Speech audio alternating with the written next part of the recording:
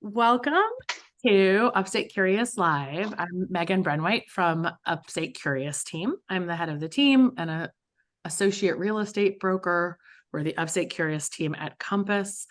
To think of all the legal things I have to say before I get to the good stuff, which is that I'm here to speak with Ozzy Bellamy today about building a successful Black-owned business upstate, Blondery.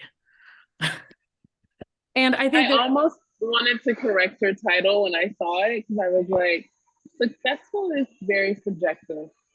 well, I was gonna say, like, each of the words, there's like a bunch of things. Like, there's obviously you didn't start building this when you moved upstate, and you didn't, you know what I mean? And like, what your definition of success is whatever your definition of success is. But like, I think I would say that if you, I'm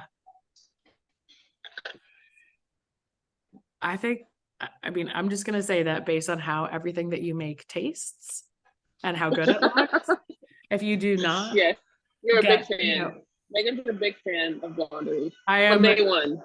A huge fan of Blondery. And so I think if you are not awash in waves of actual money and fame, then the world is not fair, which sometimes it's not. But yeah, so I guess why don't you tell us first? So I read on your website that you basically like you kind of had to move to Peekskill. Is that right? Because you were sort of like, do you want to just talk about that a little bit? Yeah. So in 2021, I want to say, Hurricane Ida hit. You guys can probably Google the exact date of that, but I want to say it was in 2021. And we were renting a space in Greenpoint, Brooklyn. And if you guys know a bakery called Ovenly, they ran their retail out of the front and we rented the entire back. And we had just renegotiated for another year. It was September. So it was getting ready for peak holiday season. And when the hurricane hit, it flooded their other production space. So not the space we were in, but their other one. And we had to, the landlord at the time was just like, hey, I need my space back. I need to, do my holiday season out of this space. So I'm not gonna re-sign the lease and I need you to move out in 8 days. And the only place I could find was in Peekskill. It was a restaurant that was closing. So it's not even the space that we're in right now. It was a different space in Peekskill. And the only thing I knew about Peekskill at that time was that it was known for hiking and there was a brewery. The only thing that I knew. And I had visited one time. So fast forward, we're there, we're doing our production for the holiday season, and the mayor actually comes to meet us. And I had been thinking, am I staying here? Am I moving? We knew that the space we were in wasn't going to be a long-term solution, but I hadn't decided yet where I was moving the business. I knew I wanted to be in Hudson Valley because we don't need a storefront to operate. We're mainly e-commerce, but I just didn't know where yet. But that meeting with the mayor kind of changed everything. I mean, there's so many directions to go here because I feel like, why don't we take a step back actually and talk about your background, and how you even got to Blondery, because you have a pretty baller background as a pastry person. So Ooh, I know. where are you from actually? I don't even know like where you grew up and stuff. I can't remember if I asked you that. Oh, yeah, I grew up in the Bay Area. I'm a Cali girl. And I moved to New York just past my 9-year anniversary on October 20th. So I've been here for 9 years, and I was the pastry chef at Bouchon Bakery. I styled chef the French Laundry, per se, Danielle, and then started this company in 2017. So my background is in fine dining. I've also worked at a few other places. I worked at a kosher Jewish restaurant in Crown Heights for a while. I was executive pastry chef there. I've worked at Benoit Bistro, which is in Midtown. I was the executive pastry chef there. And then I also was executive pastry chef at Pies and Thighs, if anyone knows that one. That's in Brooklyn. They have a few locations. And yeah, but the majority of my career has been spent in fine dining and under Thomas Keller Restaurant Group. Which, you know, for those of you who, I mean, for the three of you who don't know who Thomas Keller is one of the most renowned, you know, chefs and restaurateurs like in the world. Per se, Yeah. French Laundry, and I mean, these are not, you know, this is some serious stuff. So, and I know that the restaurant business is not always fun, and it was not, you know, the right, because like in the end, what made you decide? I'll let you tell. What made you decide to leave the restaurant business and start your own thing? Yeah, so being that I initially started with the company in Yountville, so in Napa, and I spent 2 years of my tenure there in Napa. Natural disasters have a way of moving me. So an earthquake happened, and I had to move out of my apartment. My apartment in Napa was completely destroyed, and I think it was like a 8.2 earthquake. It was really bad. They had a open and lateral position at the Bouchon Bakery that used to be in Rockefeller Center. And I had always been thinking about moving to New York, and you know, people romanticize New York. So I was like, ooh, that would be cool. Within 3 months, I had sold all of my things and moved to New York. My goal at the time was to become a pastry chef at Per Se full time. So at the time, I had only trailed at French Laundry, and they were undergoing some kitchen renovation, but I really loved the standards that they had there. And I saw it as a way to level up my career if I moved to either Per Se or French Laundry. The French Laundry said it would be like another year or two before they even had an open position because they were in the process of downsizing so that they could do the renovation.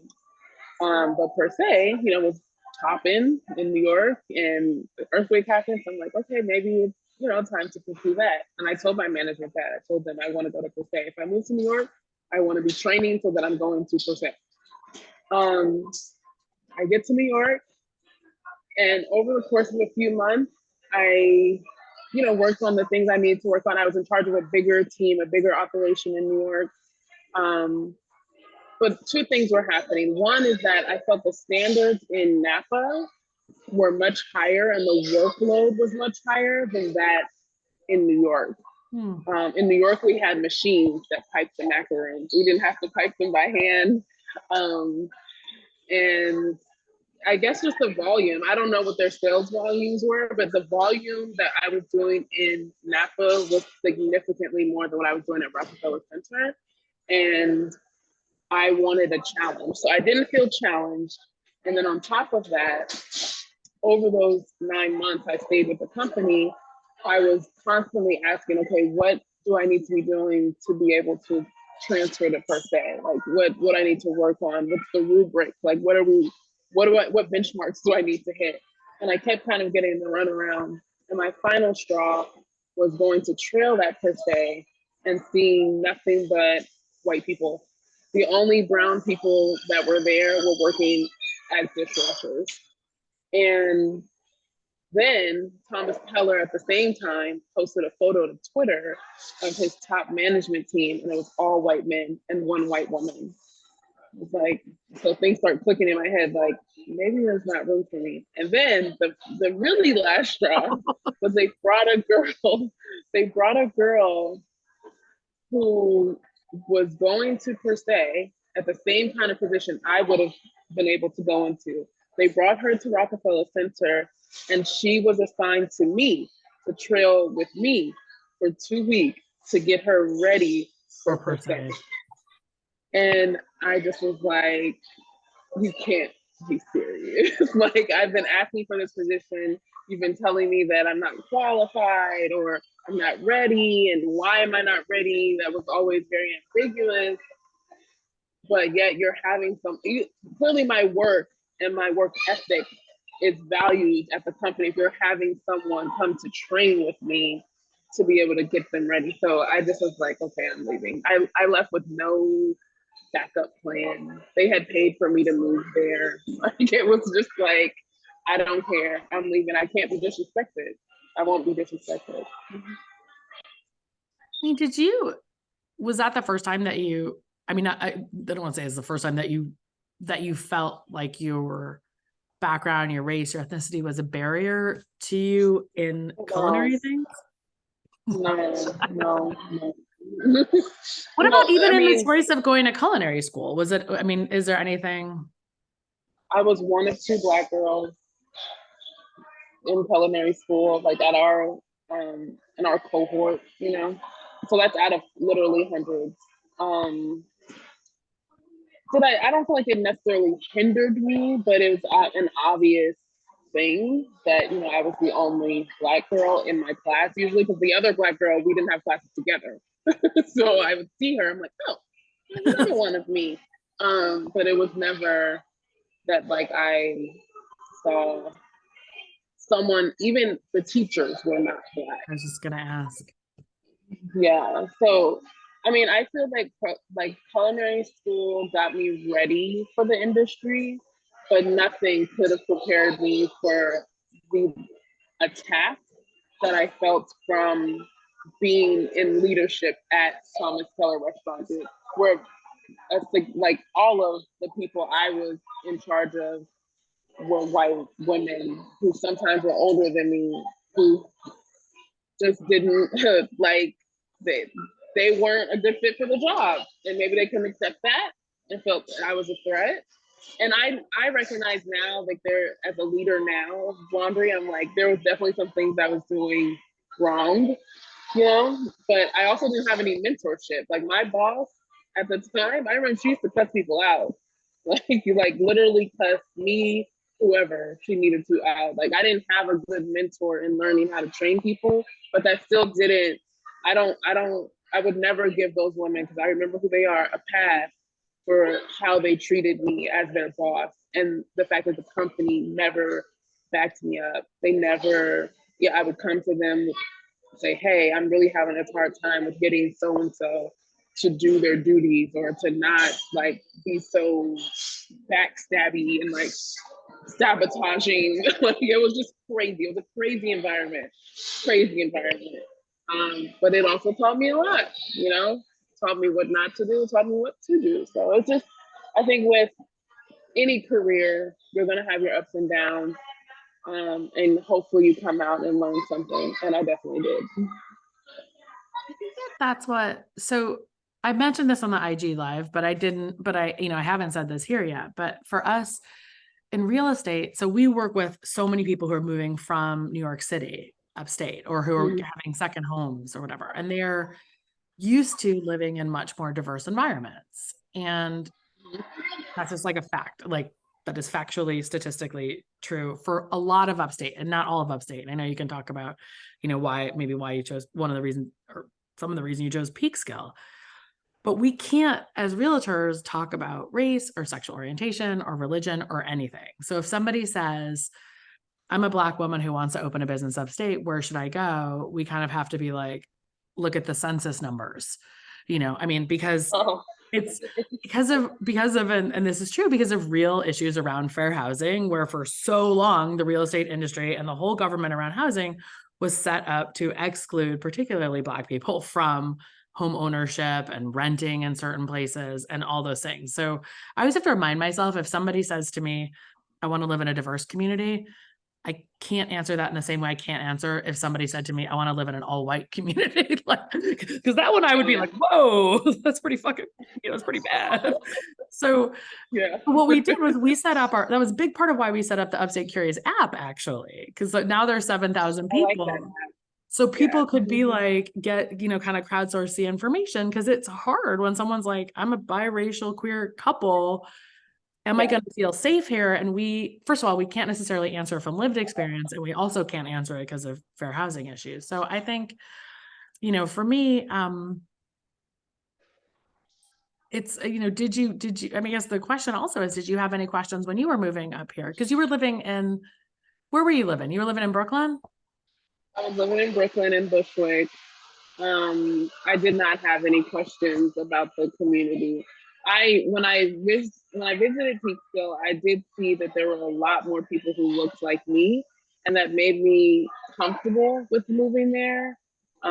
But I didn't do deep dive research at all. Like, and I guess like I should have, you know, like looking back, I'm like, oh, maybe you should have done a little research, but I think that just life was just like literally forcing me into where I am now, because I would have never opened a retail store. Like where I was at 2 years ago, that's not something I would have done. I wasn't thinking that. And I'm seeing, okay, this is good actually for the business. This is like the universe wanted me to be where I'm at. And I'm still see, you know, it's only been a year. We're coming up on our 1 year of being open, but I can say like I've hired 2 people to run retail now. Well, 3 people to run retail now, and we're only open 3 days a week. But those 3 days, we're able to make the money that we need to make. And the community, some of the community doesn't like that we're only open 3 days a week, but they don't understand like the foot traffic in Westchester, well, I guess in Peekskill, is never going to be like that in Manhattan. So there's literally no reason for us to be open 7 days a week. Like I was losing money at that point. And it's hard. I mean, I believe it is hard to find staff currently. You know, Yeah. so it's not like, Well, I attract very good people. ah, I don't know what it is. Like doesn't I surprise really me. don't know what it is. Like I'm never in a lack of finding a person. It's weird. And maybe I'm not at scale. Like you have to think of like, okay, if I needed 20 good people right now, could I find them? I don't know. But every time I've needed a person, the universe has brought them to me. And they've been great. Well, and I remember I think I actually, because we sort of like, you sort of crossed my path, or our paths crossed in different ways, but then I saw was it the Today Show that you were on? Or what? No, it was something else. CBS Mornings. Yeah. CBS Mornings. And I Mhm. remember seeing the host just like tasting Yeah. the food, and like the faces was so funny. And I was just like, I have got to order something right now. And then I Yeah. immediately saw you posting that like, hey, I need more hands to help fulfill all the Yes. orders from that. And Yeah. I think that's so, I think that's, it's such a, it's such a special product. And I guess maybe I do want to get people early on to learn about what you actually sell, because they're not normal, and everybody should go to the Blondery website and check it out, because it's like I would just say, I'll just say my part first, and you can say whatever you want, but like the blondies themselves are like, it's like a jewel box. It is like the best gift to get or give anybody. It feels like so elevated. Every flavor is so unique. You're constantly coming up with new flavors. And then you have all the cakes and the ends, and yeah. Yes. All the things. Yeah. We have 8 core flavors, and then we rotate seasonal flavors. I used to say once a month, but just this month alone, we've had 8 new seasonal flavors. So you never know like what we're gonna have on our website, but I think that that's just a true testament to the creativity of my team and how we're able to take basic concepts like a Twix bar and make it into a blondie, because blondies are often this overlooked, overbaked afterthought for the people who don't like chocolate.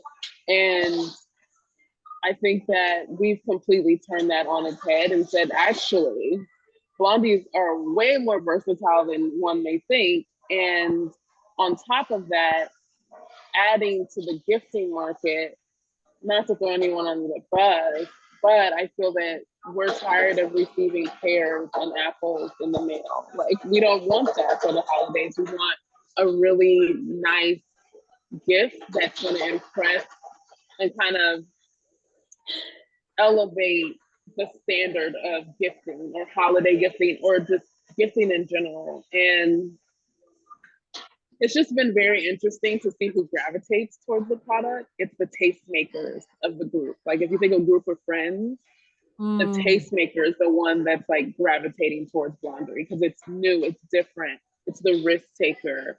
It's like the bougie friend in a sense, but not bougie in a like overly indulgent, opulent way. It's just like the person who knows what's good. Like if you know, you know.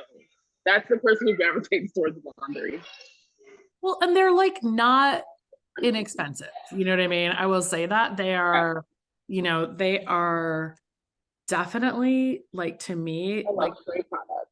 yeah, it's like, and it's like this every piece of it honestly feels expensive from the packaging to like all of it, the website experience. And I think that's I don't know, I can't really think of a lot of things, like especially outside of actual chocolates that come close to feeling like that. So I think it's Exactly. Exactly. It's hard for some people to grasp the concept when they walk into Blondery. Um, because we're used to seeing walking into a chocolate shop and being able to pick out yeah. which chocolates you want and put them in a box.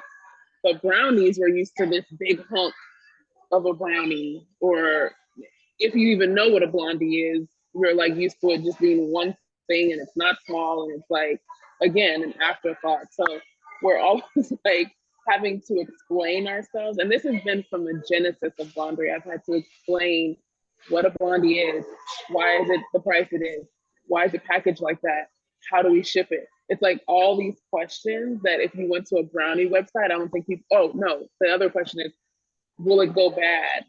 And it's like if you went to a brownie website, you went to a brownie shop, you may not even think of that. It's like, okay, these are brownies. Like, it's not even a big deal. But because we're so The unique, answer is I think also that it FYI, they will not go bad. is. You will eat them before No. they go bad. Exactly. I'm like, at the end of the day, I tell people, at the end of the day, it's a brownie in a way. So think of it like that. If you put it in your car for a few hours, will a brownie go bad? No, like it's not gonna go bad. Nothing's wrong. But I think that just constantly having to educate our consumers on what a blondie is and what we are, who we are, what we stand for, and educating myself because again, like I also started the business kind of on a fluke. Like I opened up a website. It was supposed to just be for my family and friends, and I ended up selling over 500 orders. That was when we had one SKU. So now it's like we have hundreds of SKUs, and um, going into retail, like what does retail look like for Blondery? It's like I'm constantly having to learn about Blondery as well. Well, so what led you to decide to open the retail? Because, so you went to Peekskill kind of like an emergency. You had to find a place. Ovenly needed their space back, but then you decided to stay at Peekskill and like commit to it. So, I mean, does living upstate feel a little bit more like the Bay Area? Like, what is it like? How does it feel? Oh Like, yeah, yeah. yeah. The living upstate feels like the Bay Area from the standpoint of I can pull up to a business and park my car right out front. You know what I mean? Like in Brooklyn, that was not the case ever. Um, I will say I still get a lot of tickets, like parking tickets, but I think building my business or deciding to stay in Peekskill and building in Hudson Valley was to come. Like I had a crazy turn of events. Before the business had even moved to Peekskill, I moved to Westchester because I was initially looking at places in Poughkeepsie. I was going to sign another year with Ovenly, and then I was like, I'm going to move the business to Hudson Valley because, again, Ovenly was never going to be a permanent solution for us. It was just something to get us through a time where business was like spiral. Like what happened with CBS Mornings was cute, but like what happened in 2020 was completely like that was crazy because I didn't even have a kitchen to bake out of. So Ovenly was like, okay, I'm scrambling. Okay, we found somewhere that's okay, it's affordable. Um, but Hudson Valley has offered me, and Peekskill offers me a chance to expand, I believe, into more of who I already am. So offering cinnamon rolls on a Sunday, offering donuts on Saturdays, things like that are things I thought I would never be able to do with Blondery because I thought we were only going to be a company that shipped our products. Yeah. And I am such a stickler for fresh products, and I believe there are shelf life on things. So I would never ship you a base cookie. I may ship you a cookie though, but I will never ship you a base cookie. I will never ship you a donut. That's even crazier to me. And I definitely won't be shipping cinnamon rolls. So there's things that I was trying to do before Blondery even started. I was selling biscuit dough through the mail before I even started making the blondies.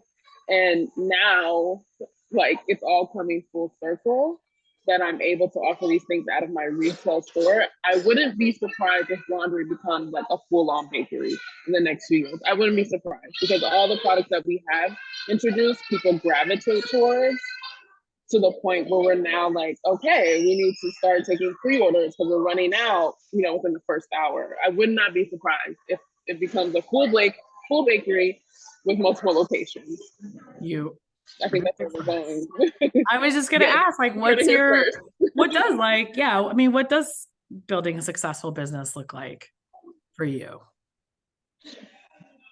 Sustainability is my biggest thing. When I'm thinking about building a successful business, I'm always thinking, is the action I'm doing now sustainable for when it's X times this amount of volume we're doing today? So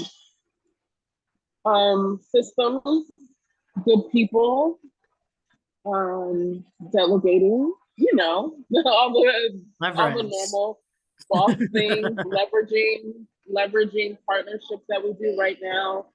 We're it's about to relaunch next week, but we do a lot of stuff with Lincoln, the car company.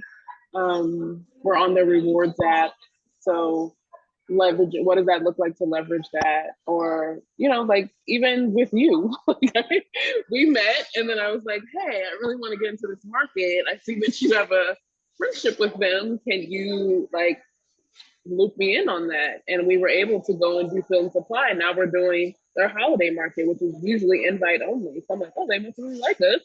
Oh my God. They're inviting us. The holiday market's going to be sick for you guys. That's going to be. I'm super excited. And it's indoor, so we don't have to worry about flooding. Different than this fall.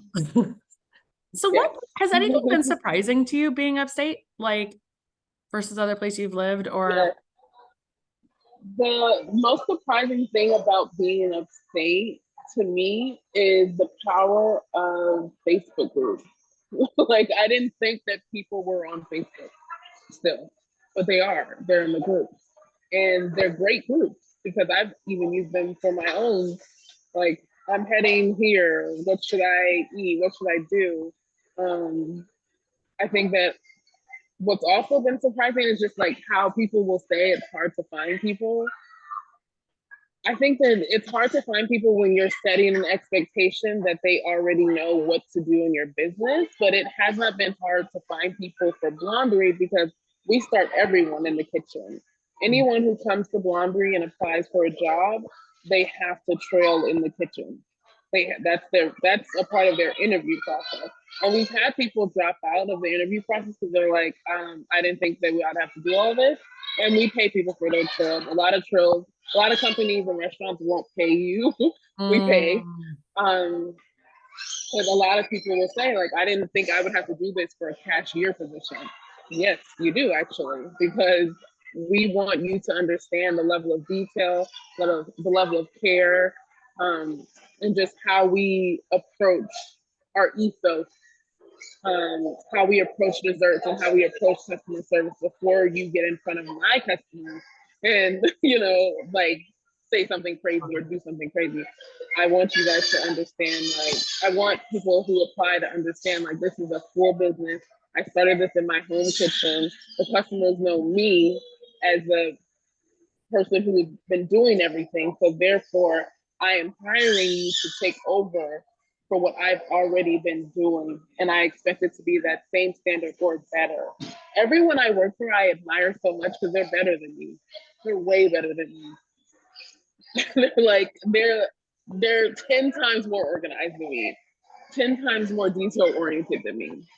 And I admire them. And I think that I like being in that position where I admire the people who quote work for me, when really, we really work for them.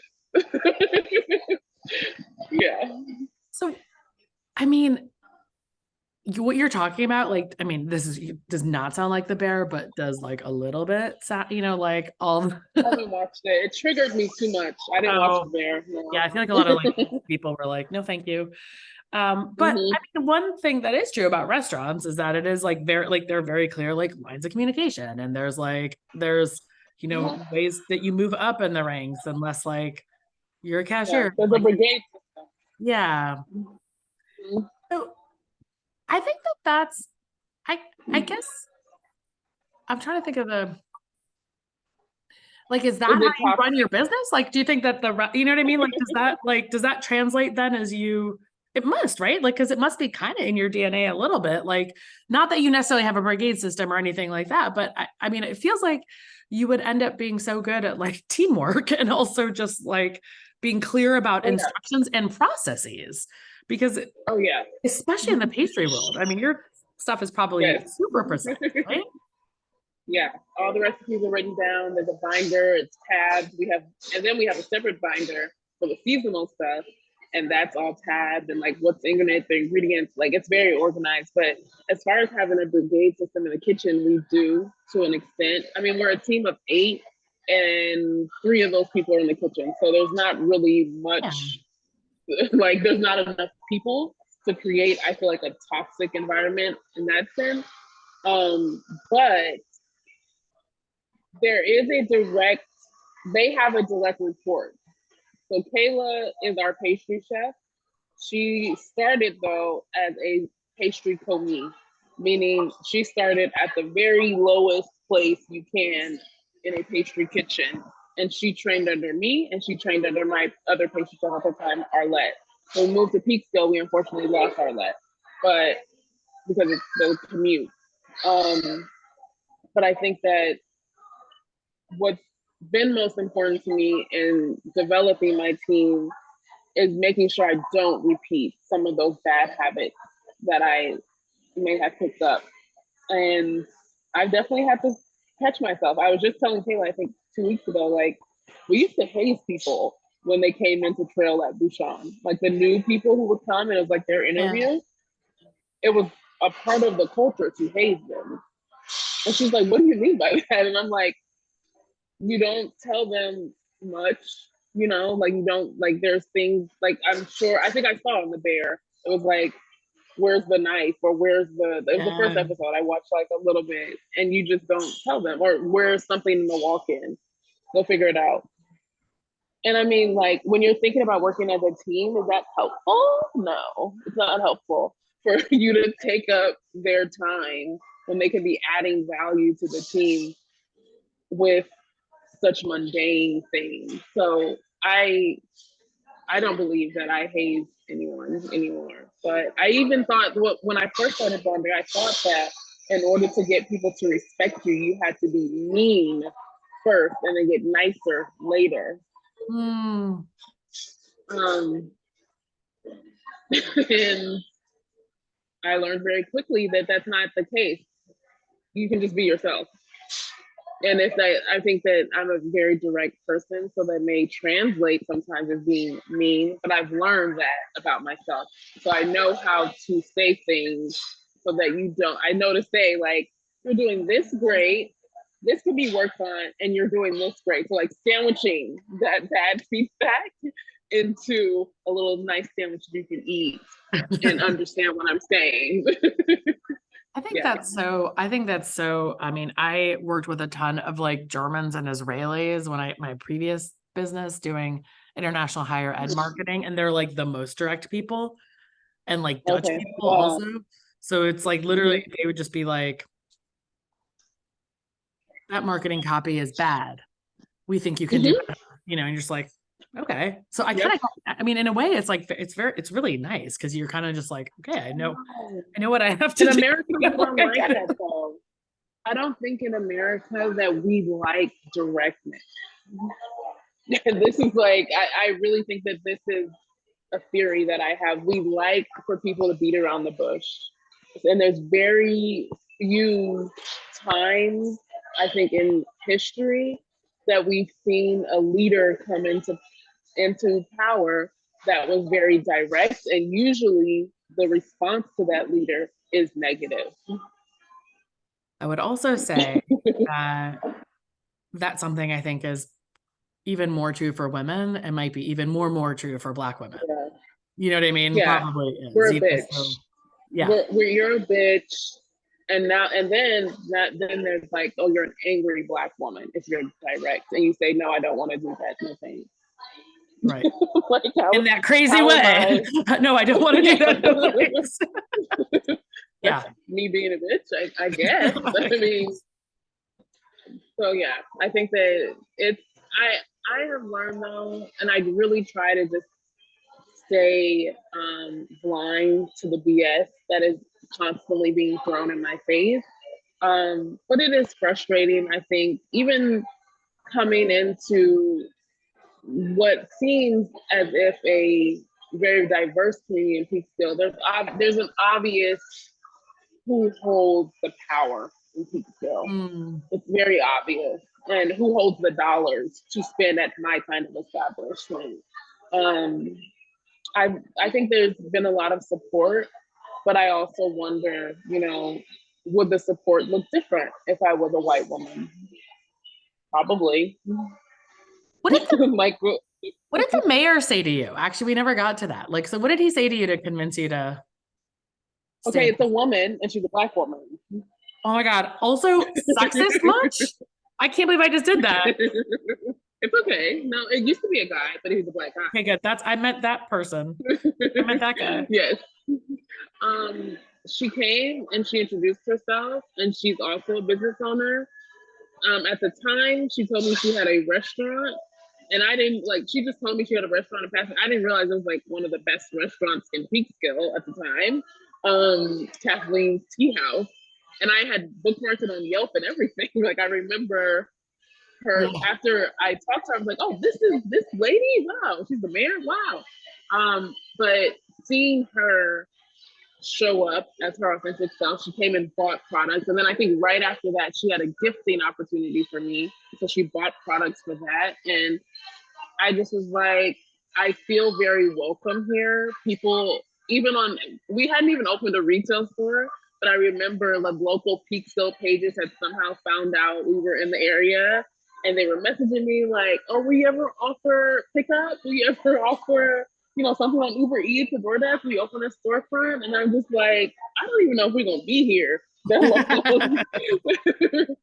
But they were very supportive. And I felt that, thank you for reminding me of that, because I do sometimes get down about just everything in business. But I remember feeling so supported and encouraged to be there by the community before I had even thought of opening a retail store. But her coming was just like confirmation. And then she hooked me up with another lady who knew my landlord at the time.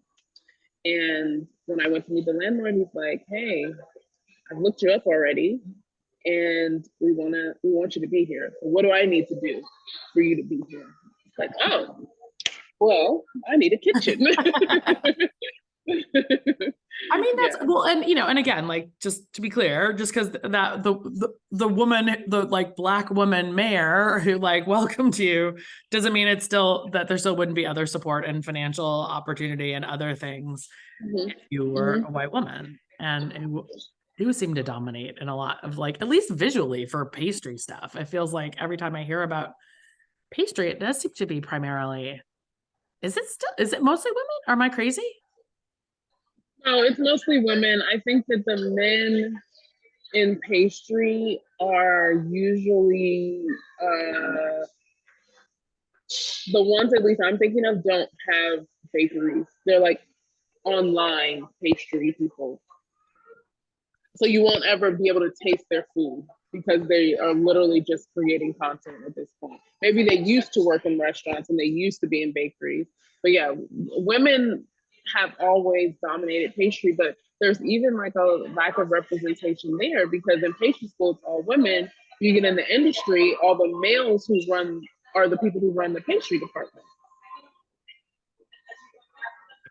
That's but like, there's so many of us. real estate is like, it's, I can't remember the percentages, but it's, if you look at real estate agents, it's largely women. And a lot of it was because real estate was a career you could kind of do part-time for a long time. I mean, still is, I guess. And then you get the CEOs of almost all the companies and the leadership. Yeah. And it is pretty much white men, although I will say Compass, we do have a Black CEO who is awesome. And cool.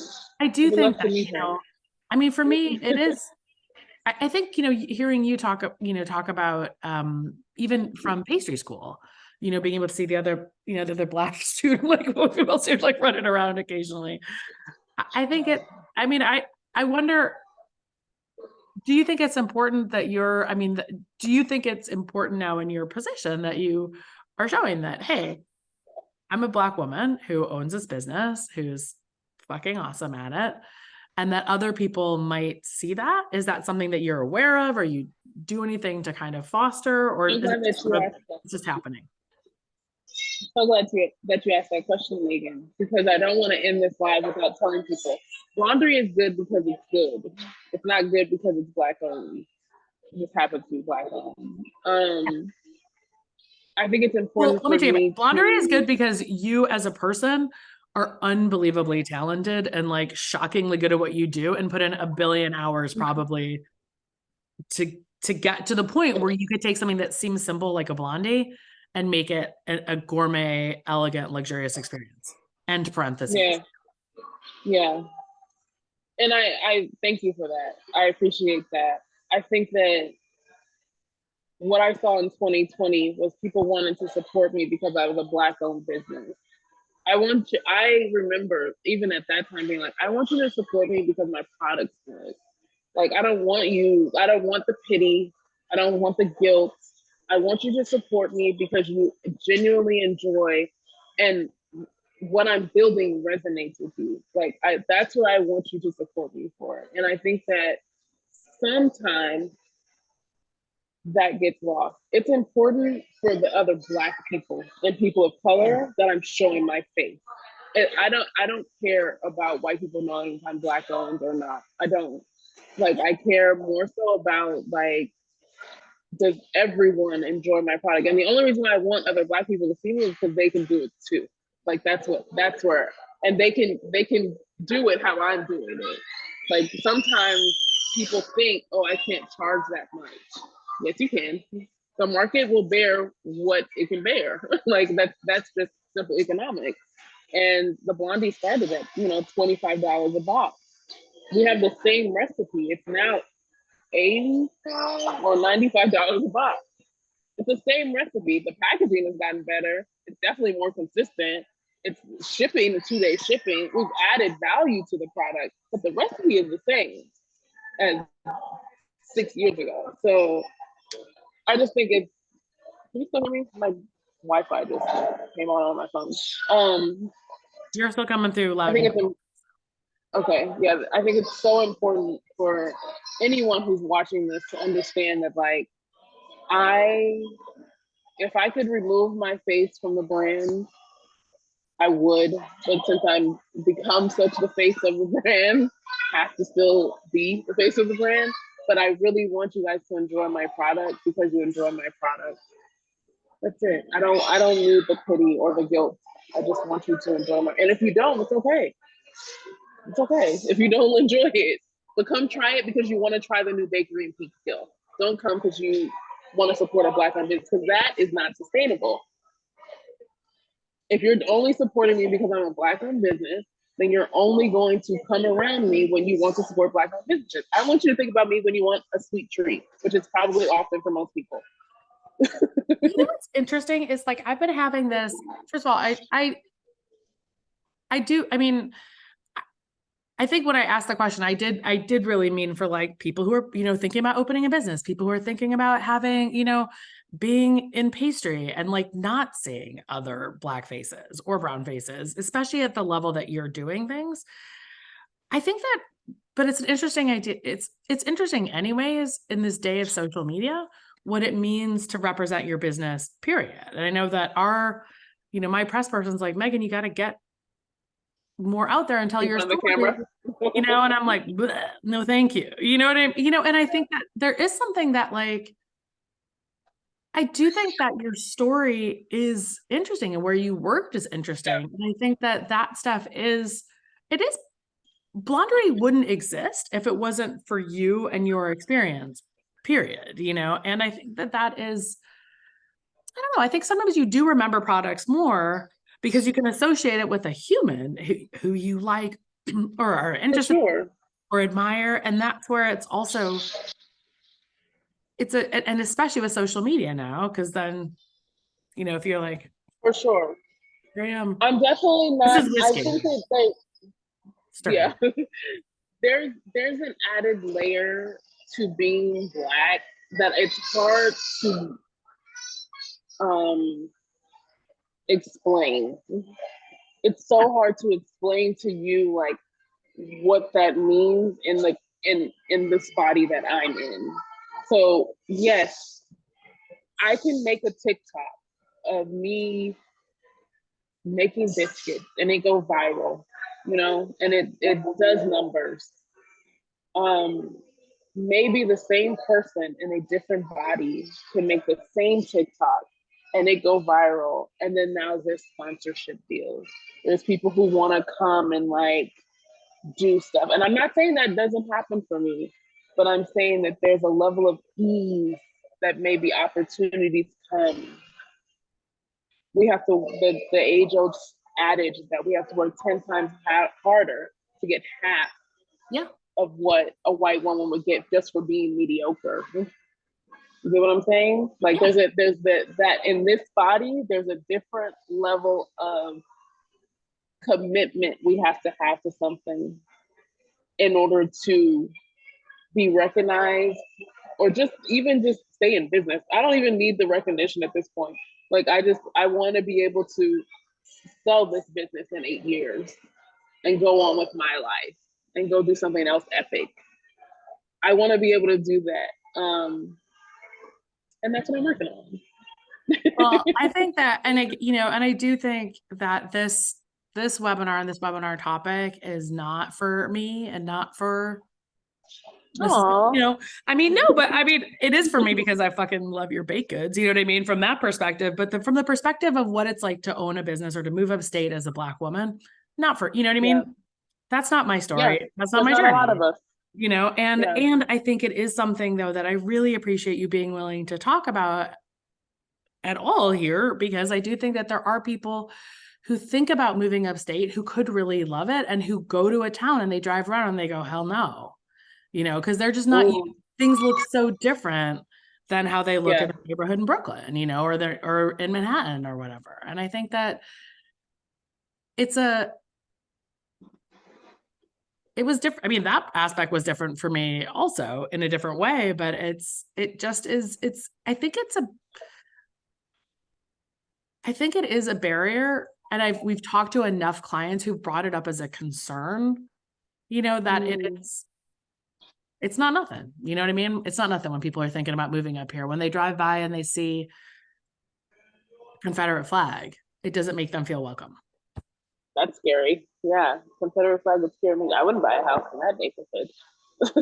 I know. I think that but this is the thing. It's like people want to do business with people who look like them. People want to work with people who look like them. It takes a very developed, and I mean developed like therapy and like exposure to different cultures to be able to say, actually, I don't really care what someone looks like. I just want to get the work done. I'm not, and I wouldn't say a lot of people are that way in our society. I think that we all, Black, white, Indian, whoever, we want to work with people who act, talk, look, are from the same background as us. It's familiar, it's comfortable. You have to be very secure in yourself to be like, I can be around whoever and talk the same way, not have to code switch, not have to, cover my mouth or be shameful.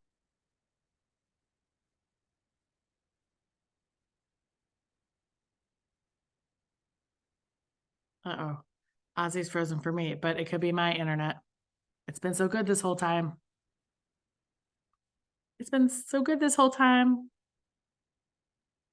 Anybody's watching, if you I feel can still see and hear you. It's just that she's frozen. she's frozen. Okay. Oh no. Really? The last 3 minutes this is happening. Come on.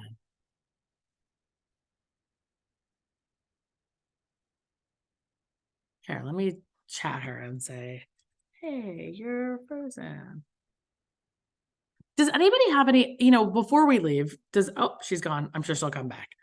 Does anybody have any questions? I should have said that right from the beginning, that you're more than welcome to type questions in the chat.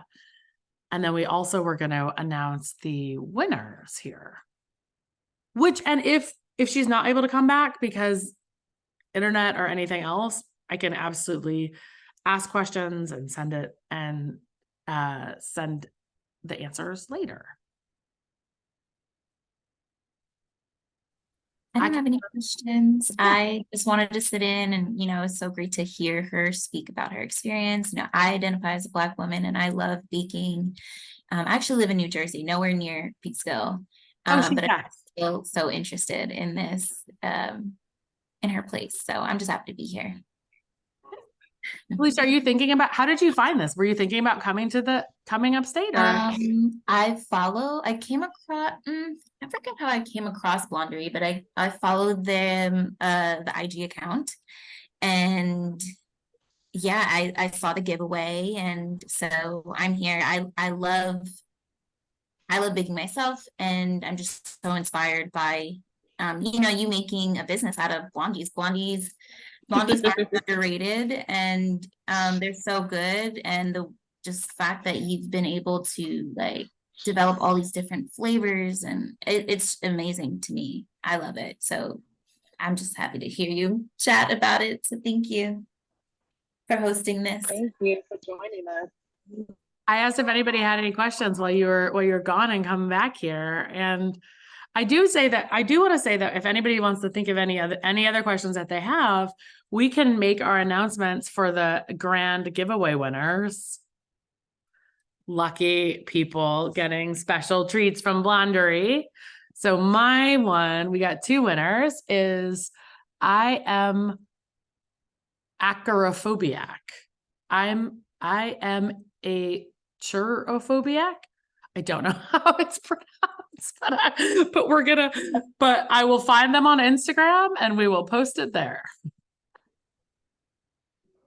Can you also send me mine again? Because since it cut off, I don't have mine on my screen anymore. I saw it come through though. Yep. Here we go. Is it SJ that's in there? No, I just sent you a link to Blondery, which you definitely don't need. Come on. It just SJ sent it to me. It's Wendy ABII. Okay, so we got it's Wendy ABII. You are a winner. Yay! And I am a churophobiac. So, and it wasn't a churophobia. On Instagram too. I'm gonna have to Google that. Yeah. So, well, I want to thank you so much for joining today. And I now also, while we were talking, was looking at your new seasonal flavors just for 1 second, because when you mentioned that, I was like, oh, I should research, and saw an entire collection of pie flavors that I missed. Excuse me. I get your newsletter. I get all these things. How did that happen? No, they're coming in November.